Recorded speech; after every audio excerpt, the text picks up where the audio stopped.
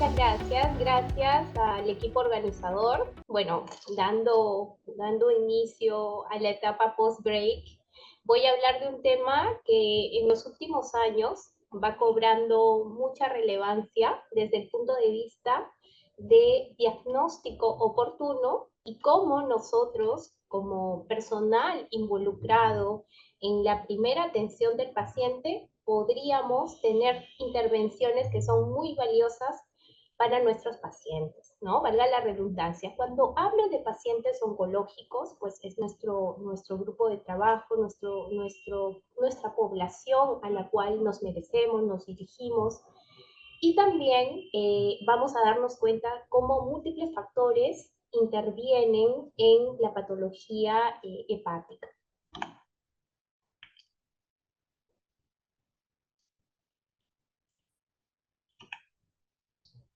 Recordemos que el hígado es el órgano más grande del cuerpo humano, pesa aproximadamente 1,5 kilos, se ubica en el cuadrante superior derecho y cumple con múltiples roles, tanto en el metabolismo, detoxificación, almacenamiento de nutrientes, síntesis de factores de coagulación, formación de bilis. Y lo más importante, podría decir, es que microscópicamente se divide en lobulillos hepáticos. Probablemente las siguientes diapositivas le van a traer muchos recuerdos de lo que estudiamos en histología, anatomía. Sin embargo, es de gran importancia que lo mencione, ya que gran parte de las intervenciones o de esta herramienta conocida como elastografía transitoria, que es determinar la fibrosis hepática, tiene que ver con los daños que suceden en la unidad estructural y funcional del hígado. Si vemos en la imagen, contamos pues con el lobulillo hepático, que es conocido como el lobulillo clásico, el óvulo portal o lobulillo portal y el acino hepático. Recordar que el acino hepático es la unidad funcional del hígado y la unidad anatómica del hígado es el lobulillo hepático. Aquí, por ejemplo, estamos viendo una foto microscópica donde podemos ver al lobulillo hepático como unidad anatómica dentro de la microcirculación hepática. Recordemos que este lobulillo hepático tiene una estructura tridimensional en forma de un prisma hexagonal, donde podemos ver todas las confluencias pues, de la tríada portal conformada por el canalículo biliar, la vena, la arteria y los sinusoides hepáticos que convergen a través de los hepatocitos. Aquí podemos ver pues, en mayor realce cómo se ven los vasos y la tríada. Esta es la estructura simplificada del lobulillo hepático. Ustedes pueden recordar perfectamente cómo es, por ejemplo, la vena centrolobulillar, la rama de la vena porta, en la parte B, C, rama de la arteria hepática, canalículo biliar y los hepatocitos, que son estos cuadraditos de color salmón o color piel, ¿no? Que están dispuestos de manera radiada y confluente. El lobulillo hepático es la forma tradicional de describir la organización del parénquima del hígado. Y miren la unidad anatómica, cómo se evalúa en anatomía patológica o biopsia hepática. ¿Por qué menciono esto? A manera de introducción, porque vamos a ver a lo largo de la exposición cómo resalta la importancia de la elastografía transitoria en conocer no solo la unidad anatómica, sino también la unidad funcional y recordar también cómo es que lo podemos traslocar en nuestros conocimientos del día a día. Entonces, la herramienta de la elastografía transitoria es una técnica de imagen basada en la evaluación de la elasticidad o rigidez hepática. Me permite medir la dureza, cuantificar la fibrosis hepática de manera sencilla, rápida e indolora, y es una técnica complementaria de la biopsia hepática, la cual es el gol estándar en el diagnóstico de enfermedad hepática. Si yo resalto la fibrosis hepática, es por lo que yo tengo que entender si la elastografía me va a determinar la fibrosis hepática, tengo que saber por qué es importante evaluarla o valorarla. Y pues aquí, por ejemplo, en esta imagen podemos darnos cuenta que el hígado es el órgano diana donde existen múltiples injurias representadas por este rayito en color naranja. Vamos a hablar acerca de las generalidades de la fibrosis hepática. que es muy importante porque tiene que ver con las alteraciones en la estructura hepática como el principal factor pronóstico de las hepatopatías crónicas, tanto incipientes como evolutivas. La cantidad de fibrosis se relaciona con el riesgo de desarrollar cirrosis tanto en hepatopatías crónicas por virus hepatotropos como no, o lo que conoceríamos como virus o no virus. Comprender la complejidad de las células, la señalización, nos ha permitido identificar terapias diana, terapias target, para poder evitar la modificación del colágeno que tiene que ver con la terapia antifibrótica. Y es que esta imagen, por ejemplo, me parece bastante sencilla porque más adelante podemos ver una que es un poquito más compleja, pero esto sería como la primera imagen que podríamos organizar desde el punto de vista de la unidad anatómica del hígado. Hablamos del hígado normal, cuando tenemos la injuria hepática en este rayito naranja, tenemos el daño hepático. Los hepatocitos sufren pérdidas de las microvellosidades y vemos las diferentes células del hígado que tiene que ver pues con las células estrelladas, las células endoteliales, sinusoidales, las células de Kupffer y sobre todo cómo es que estas células se activan produciendo colágeno y este colágeno se acumula en la matriz extracelular formando la fibrosis hepática. Si yo hablo acerca de el componente intrahepático de la fisiopatología de la hipertensión portal, había una palabra que era muy importante, que el driver terapéutico o lo que me motiva a mí a prevenir a la fibrosis es evitar la formación de la hipertensión portal. Entonces tenemos que conocer cuáles son las estructuras microscópicas del hígado. En este caso tenemos la célula endotelial sinusoidal, la célula estrellada y los macrófagos hepáticos o conocidos como células de Kupffer. Todos ellos sufren cambios, se activan, se capilarizan, se polarizan y dan pase a la formación de factores profibróticos, contráctiles, proinflamatorios, que dan una alteración en la disfunción de la microcirculación hepática. ¿Recuerdan esa fotomicroscopía que presenté al inicio? Todo se desestabiliza, teniendo entonces la formación de cambios estructurales, fibrosis, se ocluye el vaso, puede generar nódulos de regeneración y sobre todo lo más importante es que puede incrementar el tono vascular generando los vasoconstrictores, se reducen los vasodilatadores y vemos que hay una hipercontracción sinusoidal. ¿Qué nos lleva a eso? A una hipertensión portal. Aquí es lo que les mencionaba, ¿no? El primer dibujo me parece básico, ¿no? Como que muy fácil de interpretar. Y este es cuando ya nosotros hemos logrado comprender la microscopía hepática. El sinusoide hepático progresa hacia la enfermedad hepática crónica, llevándonos, vean la flecha de abajo, que habla de una injuria hepática crónica. Pero para que el paciente tenga un daño hepático crónico, comenzamos con una función hepática normal, ¿no? Con los hepatocitos, con todas sus vellosidades, las células estrelladas, la célula endotelial, y sobre todo, si ven aquí, por ejemplo, una célula estrellada de color verde, aquí aparece una palabra Q, quiere decir que está quiescente, quieta, no está produciendo nada de factores de colágeno. Entonces, cuando el hígado comienza a responder a un daño, una injuria, que puede ser cualquier cosa, injuria hepática se define a todo aquel agente que puede directamente dañar al hígado o indirectamente. Hablamos de virus, hepatotropos, hepatitis B y C, hablamos del alcohol, hablamos del hígado graso, hablamos de fármacos y hablamos de hierbas en muchos casos, ¿no? Lo que conocemos como el daño hepático secundario a hierbas o con las siglas en inglés HILI.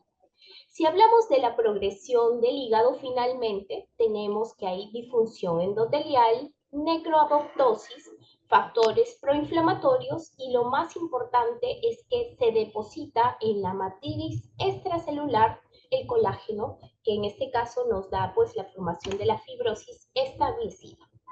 Si vemos acá, este rayito naranja pues nos persigue por todas partes porque es el primer gatillo o lo que inicia la cascada del daño hepático, ¿no? Tenemos un hígado sano que se injuria, se inflama de manera constante, se perpetúa la fibrogénesis y puede dar daños que por lo general hasta el F3 son reversibles. Entonces, la fibrosis es un proceso dinámico, reversible, multifactorial y es la reacción frente a diferentes daños o no. Es un elemento clave en el pronóstico de la enfermedad hepática y que yo sepa si mi paciente tiene hipertensión portal o cirrosis es de gran importancia para establecer la terapéutica, ¿no? Entonces, ¿con qué métodos yo cuento o herramientas para valorar a la fibrosis hepática? Contamos con diagnósticos no invasivos y un diagnóstico invasivo. Hablamos a la biopsia hepática como el gold estándar. Un gold estándar que actualmente está bastante evaluado, ¿no? Porque vieron la imagen del oblillo hepático, cómo se esbozaba histológicamente.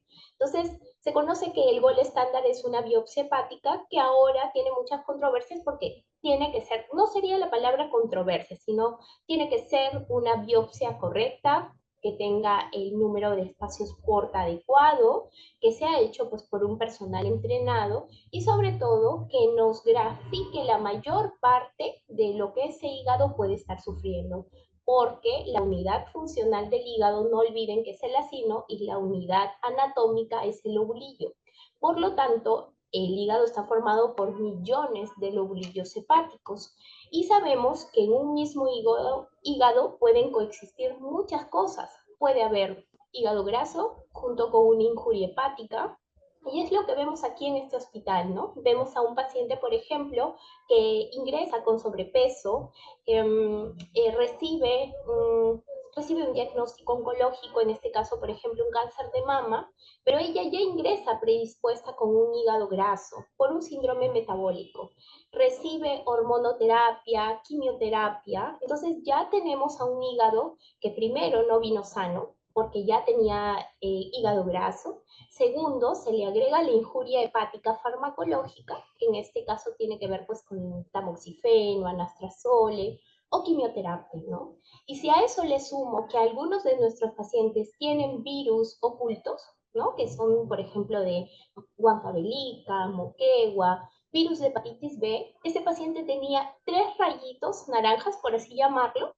O sea, hablamos de fármacos, hígado graso y virus. Entonces, esto es muy importante porque nos está cambiando completamente todo el chip y nosotros, al menos en este hospital, lo que vamos viendo es que en un mismo hígado pueden coexistir múltiples injurias hepáticas. Por lo tanto, eso es de gran importancia porque por, por lo general lo que hacemos es buscar el diagnóstico a través de a través de herramientas no invasivas. Combinamos biomarcadores, hablo por ejemplo de la determinación serológica de fibrosis, que se hace con los test bioquímicos del perfil hepático o hepatograma, una eco, una TC, una elastoresonancia, la elastografía transitoria, que más adelante les voy a explicar cuál es el método o cómo es el procedimiento en sí, y no olvidemos que el gol estándar continúa siendo la biopsia hepática. Si hablamos que yo puedo hablar de o determinar serológicamente a la fibrosis, tengo que entender que existen scores validados en múltiples poblaciones donde me predicen, de acuerdo a ciertos cortes, si es que el paciente tiene riesgo de tener fibrosis o no. Sobre todo, estos biomarcadores serológicos se hacen pues con las transaminasas, AST, ALT, el conteo de plaquetas, el índice de masa corporal, la albúmina y sobre todo en algunos casos, como por ejemplo el FIB-4, me pide algunos datos como los estoy marcando acá, ¿no? Edad, transaminasas, el conteo de plaquetas. El FIB-Score, el FIB-4, me da resultados que pueden tener un valor predictivo positivo cercano a 95%. Sobre todo si el corte es por encima de 3.25, donde predice mayor riesgo de fibrosis.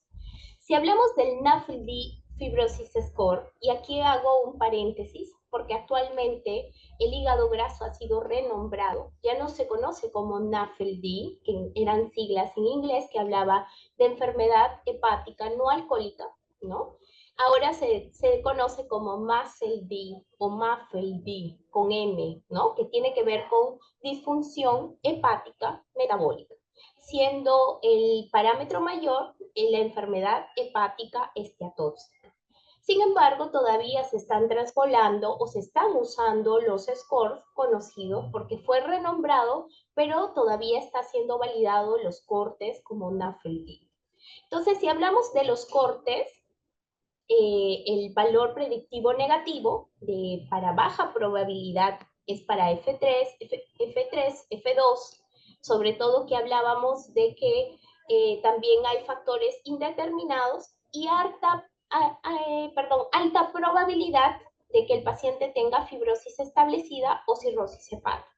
Entonces, con esto, mira, con estos datos, yo puedo al menos en una consulta externa con un resultado de laboratorio predecir si mi paciente tiene un riesgo bajo, un riesgo alto, y lo ideal es que nosotros hagamos estos scores o biomarcadores ya que se suman para poder indicar la elastografía transitoria.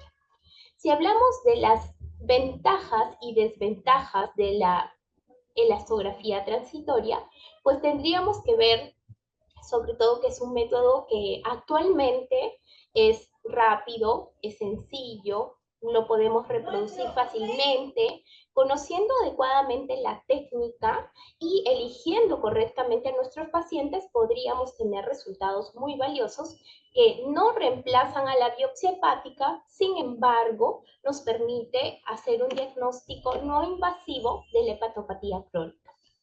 Aquí, por ejemplo, el FIB-4, ¿no? Para ponerles como un ejemplo, ¿no? Aquí tengo una calculadora, digamos, en línea. El resultado del paciente es 27, la ALT es 24, el conteo de plaquetas 293 y el resultado del score FIB-4 es 0,60. Si yo trasloco el resultado, este paciente tiene bajo riesgo de tener una fibrosis hepática. Si, por ejemplo, este dato de la transaminasa hubiese estado en 80, el ALT en 125, probablemente me daba un dato o un score que sea superior a 2.67 y este paciente hubiese tenido un alto riesgo de tener una fibrosis avanzada, ¿correcto? Este algoritmo tiene que ver con atención primaria, sobre todo con los médicos de familia que tienen sobre todo el primer contacto con este grupo de pacientes. Si yo tengo un paciente con riesgo de tener una hepatopatía crónica, yo tengo que hacer un checklist de los factores de riesgo. Por ejemplo, el síndrome metabólico, consumo de alcohol, historia familiar, ¿no? Virus, hepatitis B, hepatitis C, hacer un test bioquímico de hepatograma que contiene, o perfil hepático que contiene alanino, aminotransferasa, todo lo que son las transaminasas, gamma glutamil, un conteo de plaquetas que nos sale un hemograma completo. Si el paciente tiene factores metabólicos o también puede ser que solamente consuma alcohol, yo puedo calcular el FIB-4 como un score validado. Si el corte me sale por encima de 1.30, el paciente tiene que indicársele una elastografía transitoria. Y de acuerdo a eso, yo puedo hacer la referencia a un hepatólogo, un gastroenterólogo especialista en hepatología, una clínica hepática. ¿Cómo es la técnica del procedimiento?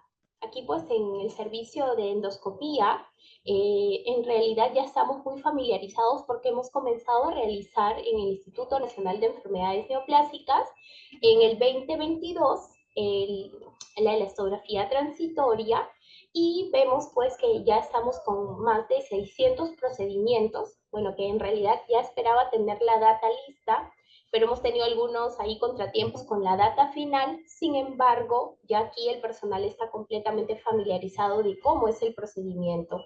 Y espero que el resto de personal que me esté escuchando el día de hoy, sea médico, enfermera, técnico, pueda prestar atención, ya que es un procedimiento que en realidad técnicamente no es difícil. Lo más importante es saber interpretar. Esta técnica dispone de una sonda emisora receptora que emite dos tipos de ondas. Si ustedes pueden ver, aquí contamos pues con una imagen que está en circulito, donde podemos ver al transductor justo en el cuadrante superior derecho. Este tipo de ondas tiene una onda pulsátil vibratoria, que la idea es que llegue al tejido hepático, una onda de ultrasonido que capta la velocidad a la que se propaga la primera onda. Y eso es lo que nosotros recibimos a través de la sonda. Y eso es lo que medimos. ¿Cómo es que regresa ese choque, esa vibración del hígado con el transductor? Esa sería la respuesta de la rigidez en el hígado. A mayor rigidez, mayor probabilidad de que el paciente tenga una fibrosis hepática avanzada. ¿Cómo es el procedimiento? Pues estamos en el cuadrante superior derecho, en donde vemos este cuadradito rojo. Tocamos el apéndice sifoides, ¿no? Debajo, justo más o menos en la línea media, con los dedos. Yo me dirijo hacia la derecha en dirección descendente y encuentro o ubico los espacios 7, 8 y 9, espacios intercostales. Me, me, me coloco en esta posición y más o menos es aquí, ¿no? ¿Perdón? Sostenga la sonda y yo ubico una posición para detectar al hígado. Mi posición es esta, ¿no? El médico mira pues por un ojito a la pantalla del elastógrafo y con la mano reposando el transductor hace la adecuada medida, pero previamente ha tenido que identificar los espacios intercostales. La idea es que yo pueda explorar aproximadamente 4 centímetros, más o menos 1, del volumen explorado en el hígado.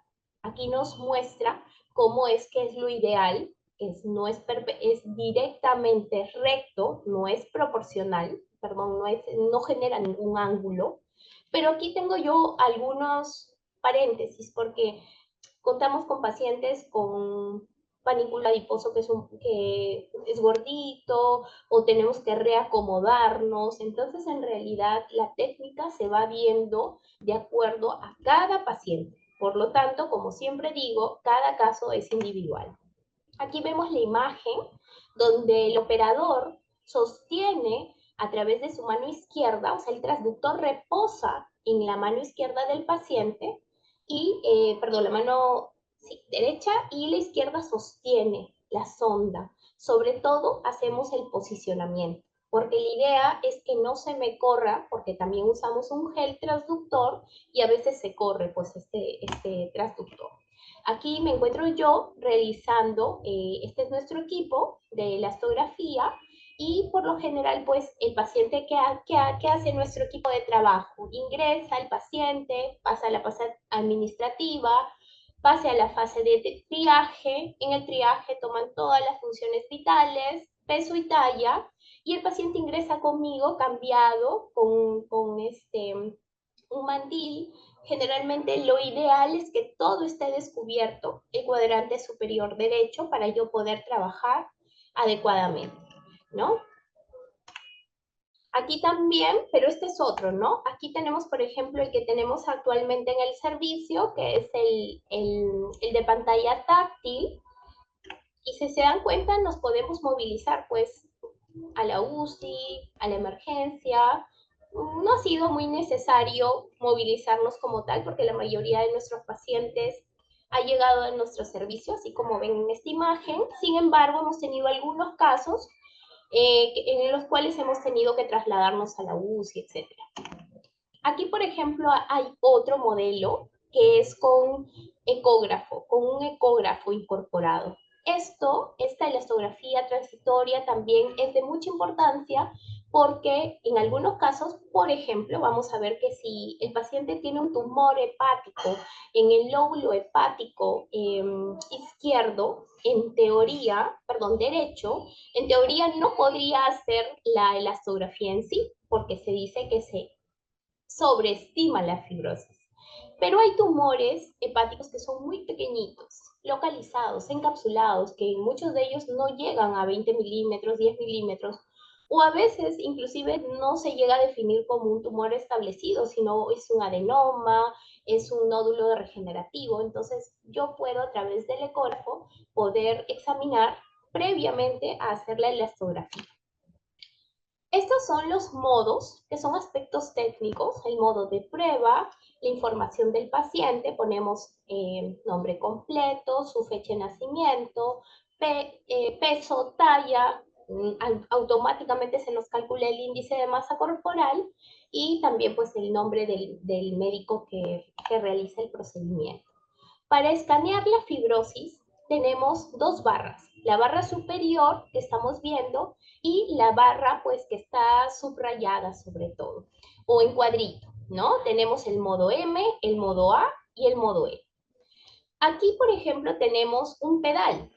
Después de obtener una posición adecuada, coloque la sonda para tocar la superficie de la piel, asegúrese de que el indicador de presión esté dentro del rango apropiado, sale casualmente en la parte superior derecha, es el rango de presión, y coloque el interruptor del pedal para realizar la medición, ¿no? A diferencia, existen múltiples marcas, ¿no? Yo estoy poniendo la que nosotros tenemos en la institución, que es con pedal, pero existe una marca que inclusive fue pionera, donde no necesita pedal, sino se necesita solo un botón que está incorporado en el transductor y con eso hacemos la medida.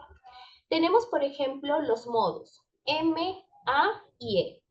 Aquí, por ejemplo, la barra indicadora de la presión, resultado del UAP. En este caso contamos con un elastógrafo que nos da dos medidas. El resultado de la rigidez hepática, que lo pueden ver en este caso, en este pantallazo, por ejemplo, está en 11.6, y el resultado del UAP, que son siglas en inglés que nos hablan acerca del porcentaje de grasa que existe en este hígado, que en este caso del paciente es 241. El resultado de la tasa de éxito debe ser 10 de 10, 10 medidas de 10 con el modo M, modo A y modo E correcto. Entonces, aquí pongo, por ejemplo, el modo A, por ejemplo, aquí voy a poner, antes de mencionar esto, es que la medición exitosa debe cumplir con tres condiciones.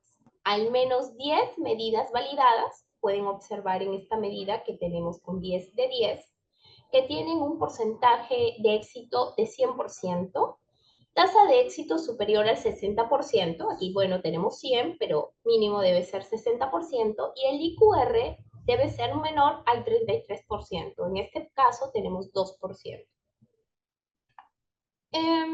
Cuando nosotros hablamos de la posición del paciente, hay ciertos tips que aquí los voy a mencionar. El paciente debe mantener una respiración constante. Me ha pasado, por ejemplo, que tengo pacientes que lamentablemente llegaban al servicio, fueron evaluados quizás 10 días antes, pero 5 días o 2 días antes le colocaron un drenaje torácico.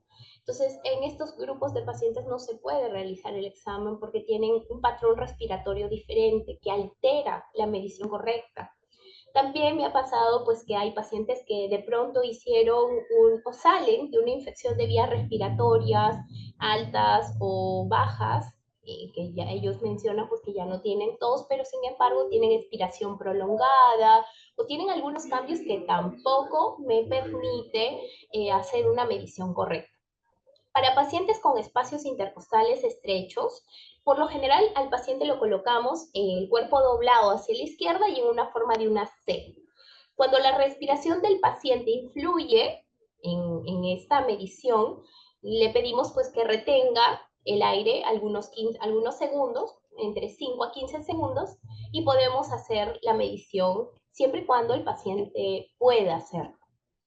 Entonces, si ustedes ven aquí tres cuadritos. Les voy a mencionar, voy a regresar para que ustedes, modo M, modo A y modo E. El modo M es aquel, aquí miren, cómo está en líneas, el modo A y el elastograma en sí, que es el modo E. Comienzo con el elastograma. El elastograma tiene que ser esta manera. Tiene que ser viendo al menos el sexto, séptimo y octavo espacio intercostal. Este modo A que estamos viendo, ¿qué dice acá? La señal no tiembla y debe ser recto. ¿Cuál es la señal? Estas líneas punteadas rojas. Idealmente está hablando de que nuestro transductor está en el espacio intercostal correcto y estoy encontrando al hígado. Y el modo M, que es el que está a mí, comenzamos aquí, cuadradito 1, modo A segundo y elastograma. M, A y E. El elastograma creo que todos me entienden, que es el tercer cuadradito. El modo A es aquel que está punteado con las líneas rojas y el modo M es lo que me traduce qué estoy viendo. Si ustedes ven unas líneas blanquitas, eso es el tejido celular subcutáneo. Inmediatamente de la piel, tejido celular subcutáneo, encuentro como unas filas de moneda que traducen el hígado, el parénquima hepático. Entonces ya pues uno con la práctica identifica rápidamente esto y puede validar una buena elastografía. ¿Cómo es el informe de elastografía? De repente algunos han podido recibir estos informes. Por ejemplo, miren, tenemos la rigidez hepática, el UAP, que es el porcentaje de grasa, pero comienzo aquí, ¿no? He borrado el nombre del paciente, pero ojo, es un paciente varón que tiene un índice de masa corporal de 42.6, o sea, es una obesidad grado 4. Una obesidad mórbida. Tenemos al paciente que pesa 126 kilos, es alto, 1,72, y bueno, tenemos pues que el paciente tiene un porcentaje de grasa que nos da en un rango severo, en este caso es el UAP 318, severo, y una rigidez hepática en 10.4, lo que arrojaría en un F2, F3. Entonces, este paciente tiene una rigidez hepática que para su síndrome metabólico o la enfermedad esteatóxica hepática nos arroja un F2 o F3. ¿Por qué es importante revertir esto? Porque si se dan cuenta o cuando mencioné al comenzar esta exposición, es que la única fase en la cual yo puedo revertir es hasta el F3. Entonces, F4 es una cirrosis establecida. Entonces, yo puedo tener intervenciones como decirle al paciente que tiene que llegar por lo menos a una pérdida de unos 90 kilos. Esto se repite anualmente y lo monitorizamos con perfil hepático. ¿Qué indicaciones cuento para el examen, así como contraindicaciones? Inclusive he visto que es pregunta de examen.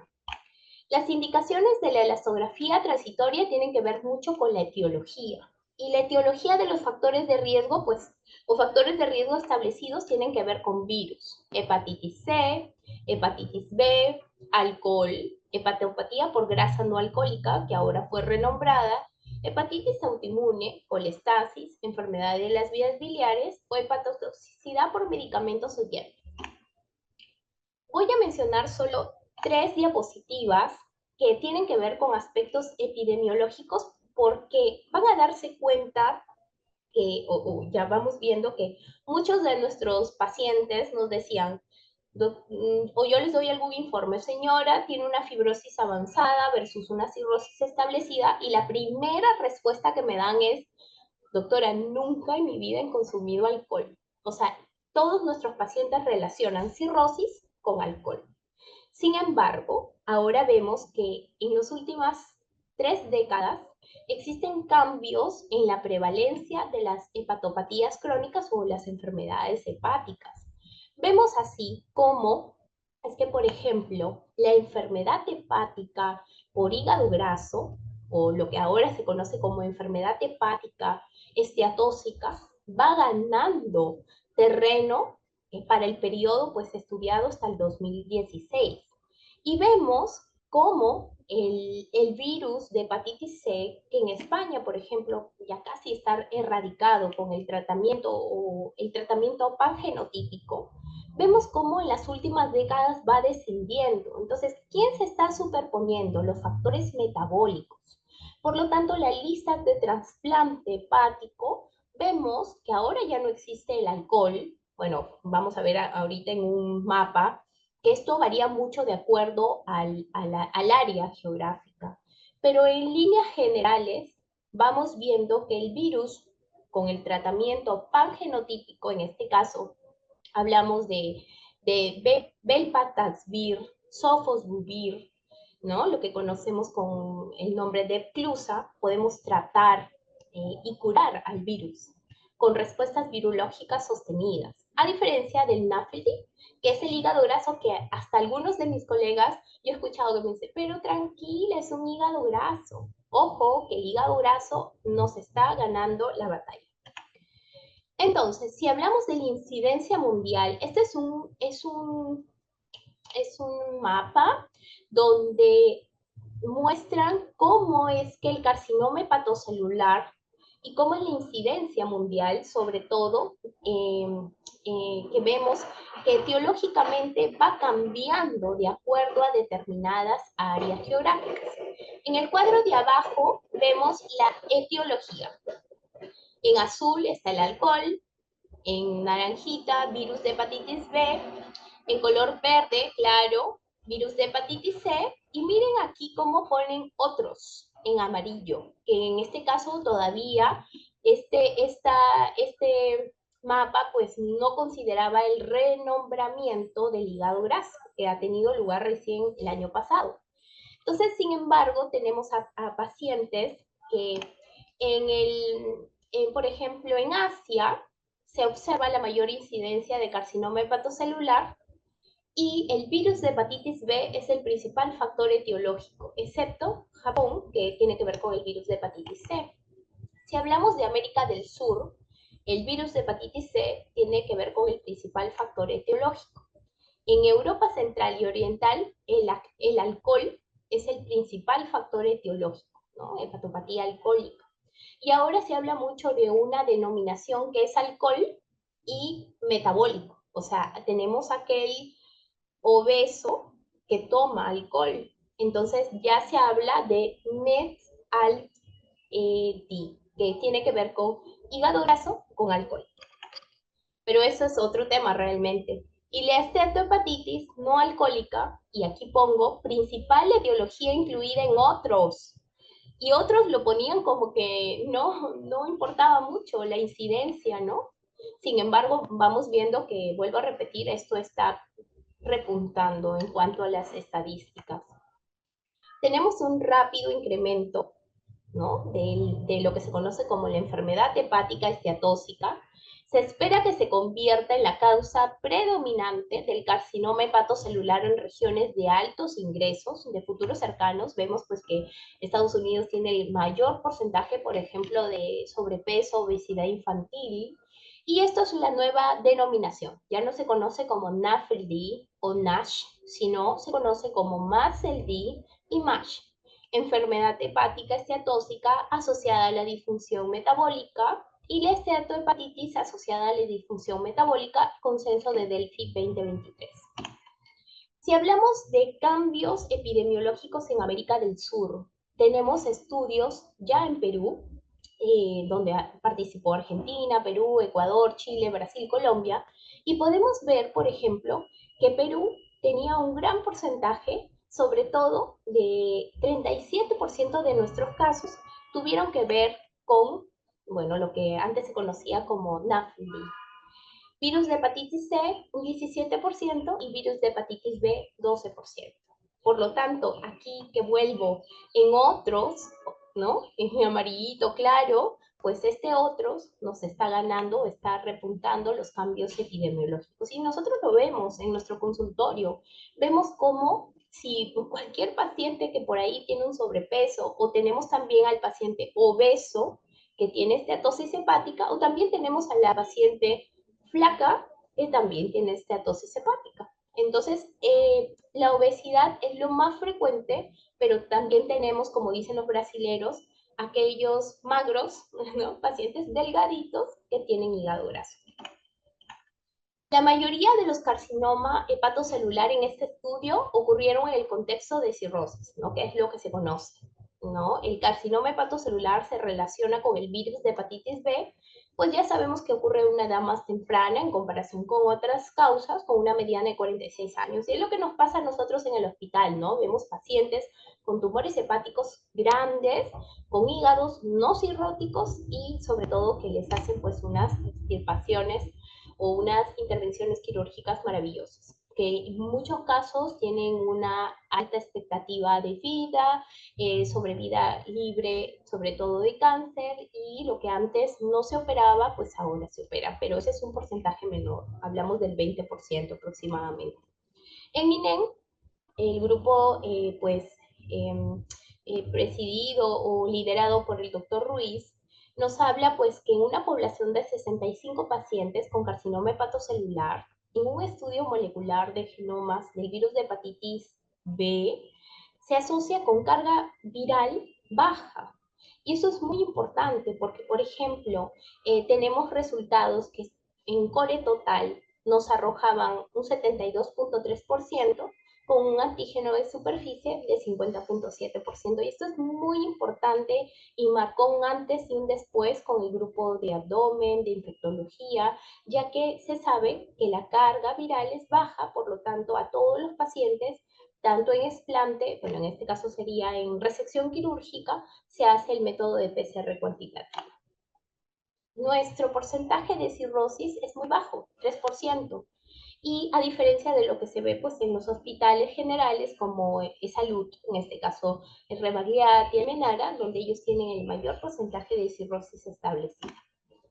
Entonces, solamente voy a recalcar que un grupo de pacientes con ADN del virus de hepatitis B fueron negativos en el tamizaje de antígeno de superficie, correspondiente a una infección oculta por el virus de hepatitis B. Y esto lo tengo así recontra recalcado porque muchas veces nuestros pacientes no solamente son sometidos a un tratamiento quirúrgico, sino luego reciben inmunoterapia, quimioterapia. Entonces es muy importante porque tenemos que hacer la profilaxis para evitar reactivaciones. Aquí esta imagen la quise poner porque siempre nos enseñan una cosa, ¿no? Aquí pues pongo la gráfica de los pececitos que están todos hablando el mismo idioma, pero en algún momento alguien tiene que salir de esa pecera y ver que hay otros casos, que no todo lo que nos dicen es absoluto, y eso es lo que hablamos como cambios de paradigmas. En este hospital he conocido tantos cambios en paradigmas científicos y voy conociendo, porque lo que les menciono que en un solo hígado coexisten múltiples factores, múltiples patrones morfológicos, lo seguimos viendo y lo seguimos estudiando con el grupo de toxicidad hepática. Todos los pacientes son candidatos para hacerles elastografía transitoria, pues la respuesta es que no. Sin embargo, esto es pues de lo que nos dicen, ¿no? Ascitis, portadores de marcapasos, tumoraciones en hígado, sobre todo en el lóbulo hepático derecho, hipertransaminasemia severa. ¿Qué voy viendo aquí con estos 500 pacientes que casi estamos haciendo? Que la citis podríamos flexibilizarnos un poco siempre y cuando no exista una hipoalbuminemia severa.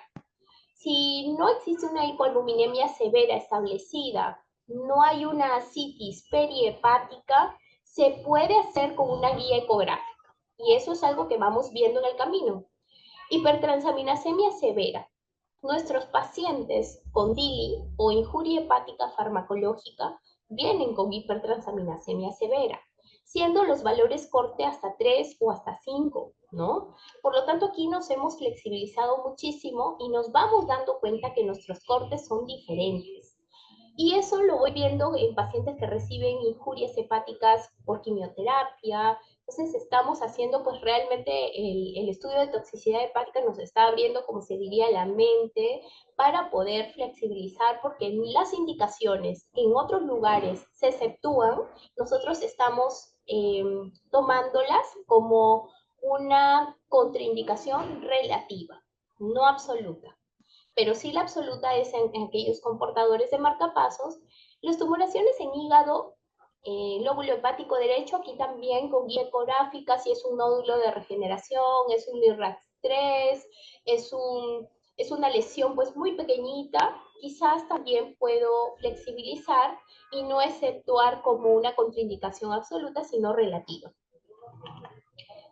Y finalmente, tengo que mencionar a la hipertensión portal como principal factor predictivo de la descompensación hepática, y es el por qué hacemos la elastografía hepática. He tratado de ponerlo por fases, desde anatomía, microscopía, anatomía funcional, anatomía del lobulillo hepático, para que ustedes entiendan cómo estos cambios nos llevan finalmente a que un paciente con fibrosis establecida se me descompense. Y es que la hipertensión portal es un síndrome clínico que se define por una gradiente de presión venosa hepática que tiene que ver con 5 milímetros de mercurio, mayor a 5 milímetros de mercurio. Pero esta medida se hace pues con un catéter, ¿no? De Swan-Ganz. Sin embargo, nosotros no hacemos esta medida a todos nuestros pacientes, solamente eso lo podrían ver pues las enfermeras intensivistas o las unidades de cateterismo hepático, de hemodinámica hepática. Sin embargo, ya se ha estudiado que contamos con algunas herramientas que nos pueden predecir cuánto es el gradiente de presión de la vena suprahepática, ¿no? Que, vuelvo a repetir, esto se mide con cateterismo. Sin embargo, si ustedes ven, cuando hablamos de cambios en la historia natural de la cirrosis, hablamos de que pueden ver estas siglas. GPBH es gradiente de presión venosa. El valor normal es de 3 a 5. Hablamos que la hipertensión portal es por encima de 5. Y por encima de 5 hasta 10 puedo tener una cirrosis compensada, comenzando de que el valor normal del gradiente de presión de la vena, hablamos pues de la etapa no cirrótica, ¿no? F1, F2 y F3. Hasta 10 milímetros de mercurio se habla de una cirrosis compensada. Por encima de 10 ya puedo tener cambios, ya puede haber cirrosis descompensada. En este caso habla de hemorragia varicial, ascitis, encefalopatía, y también hablo de eventos, ¿no? Como insuficiencia hepática, recurrencia de ascitis, segundo evento de hemorragia, y todo eso ya está estudiado, y por eso hablamos de cambios en el paradigma. Esta flechita que podemos ver nos permite valorar la fibrosis hepática en toda su extensión, del F0 al F4. Idealmente, o lo que yo tengo que encontrar es un F0, pero sin embargo, lo que voy encontrando es un F2, F3, hasta aquí es reversible. El F4 ya es una cirrosis establecida. Aquí podemos ver en la parte de abajo que F4 tiene estadios. Esto es histopatológico. Sin embargo, ya la historia natural de la cirrosis habla de etapas: cirrosis compensada, cirrosis descompensada y cirrosis gravemente descompensada. ¿Y por qué es importante saber el gradiente de presión promedio? Porque se dice que a mayor gradiente, mayor probabilidad de que el paciente tenga descompensaciones, siendo hasta un 5% de los pacientes pueden llegar a formar un cáncer de hígado, ¿no? Incrementándose la mortalidad a 5 años hasta un 80%. Y contamos con score de validación de la función hepática, ¿no? Vemos cambios de ascitis, varices esofágicas, el patrón micronodular del hígado, que poco a poco se va transformando y puede llegar a un cáncer hepático. La historia natural de la cirrosis nos habla de cambios en el paradigma, donde nosotros tenemos que actuar en la era precirrótica. Y por eso es que hacemos la elastografía transitoria, para determinar qué pacientes son F2, F3, y yo pueda tener intervenciones correctas y oportunas para evitar que mi paciente llegue a la falla multiorgánica o en este caso el trasplante de hígado, que pues sabemos que en el Perú la donación es bastante pobre, por así llamarlo, ¿no? La Biblia o lo que nos rige actualmente es el Babeno 7. El Babeno 7 es un grupo de expertos, un consenso que habla acerca de la hipertensión portal y cuáles son los cambios que puede haber acerca de la hipertensión portal y cuáles son los cambios entre Babeno 6 y Babeno 7, que nos habla de que ya se habla de una fibrosis hepática establecida en cierto grupo de pacientes con algunos cambios y la nueva denominación de hepatopatía crónica avanzada compensada, ¿no? Lo que hablábamos de la historia natural de la cirrosis, teniendo cortes de 10 y 15 kilopascales. Aquí, por ejemplo, nos habla de las diferentes etiologías, hepatitis C, hepatitis B, NAFLD, donde con valores, NAFLD es el hígado graso, donde con valores menores a 12 kilopascales yo ya puedo tener cambios. ¿Y qué quiero decir con esto? Que hay pacientes con hígado graso que no llegan a la etapa cirrótica y ya tienen enfermedad avanzada, inclusive pueden hacer cáncer hepático sin llegar a cirrosis establecida. Si hablamos de la elastografía transitoria, es una técnica pues gold estándar, ¿no? Que lo único que me permite es identificar a hepatopatías crónicas compensadas, hacerles el seguimiento y nos propone la regla del 5, con cortes de 10, 15, 20, 25 kilopascales. Esto es la medida de la rigidez hepática y yo tengo que hacer sobre todo la identificación del riesgo etiológico y sobre todo estadificar el paciente.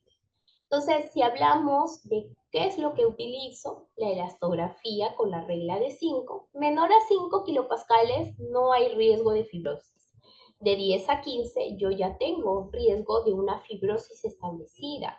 Mayor de 15 está como que la zona gris entre F3, F4 y mayor a 20 sin duda ya hay una cirrosis establecida.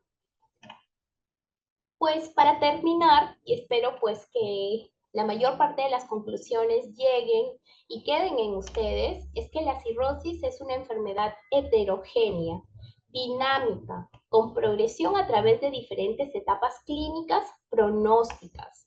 El enfoque de cada una de ellas deberá ser diferente, tratando o eliminando la etiología, como el virus de hepatitis C, por ejemplo, tratado actualmente, con el fin de prevenir y retrasar la fibrosis. La elastografía transitoria es un método útil para estimar el grado de fibrosis y establecer la hipertensión portal clínicamente significativa. ¿Y cuándo es la hipertensión portal clínicamente significativa? Hablábamos que cuando era por encima de 10, porque ya hay cambios como ascitis, varices y las primeras descompensaciones de una cirrosis. Los valores de elastografía por encima de 25 kilopascales indican la existencia de hipertensión portal clínicamente significativa con alta probabilidad. Los pacientes con valores menores a 15 kilopascales rara vez tendrán hipertensión portal clínicamente significativa o varices esofágicas. Pero esto tenemos que ponerlo entre paréntesis porque estoy mencionando que en el estudio previo de Babena 7, en series grandes, por ejemplo, se determinó que en hígado graso, que es el único asterisco que pondría aquí, valores menores a 12 kilopascales ya determinaron varices o cambios, como en este caso la formación de un nódulo cancerígeno, ¿no? Entre 15 y 25 kilopascales es imperativo conocer el valor de las plaquetas, ¿no? Para determinar pues el tratamiento. Aquí estoy nuevamente con mi paciente. Aquí estoy pues con la jefita. Estos fueron los primeros, la jefa Silvia Calvo, que era las primeras elastografías que hacíamos en el 2022, muy contentas, emocionadas con esta nueva herramienta. Yo me formé en el 2018 para hacer esta técnica en Argentina, en el Hospital Italiano de Buenos Aires, y pues que me llegó 4 años después, me sentí muy feliz de poder realizarlo en mi hospital. El grupo de trabajo de hace algunos años, el equipo pues cuando yo ingresé en el 2015, y aquí estamos la mayoría en una Navidad, todavía todos con pandemia, una gran amiga que ahora nos cuida y es nuestro angelito. Y aquí el año pasado ganadores de las danzas folclóricas, el equipo de gastroenterología, siempre unidos. Así que muchas gracias, y les dejo unos mensajes finales, ¿no?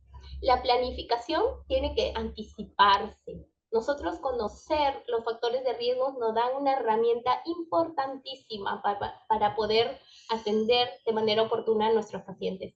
Y las recomendaciones explícitas que nosotros atendemos multidisciplinariamente. No existe ningún profesional que pueda aislarse. Todos tenemos que trabajar en equipo. La unión hace la fuerza, y a mayor conocimiento, y si lo tenemos más personas, vamos a tratar mejor a nuestros pacientes. Muchas gracias y estoy para servir.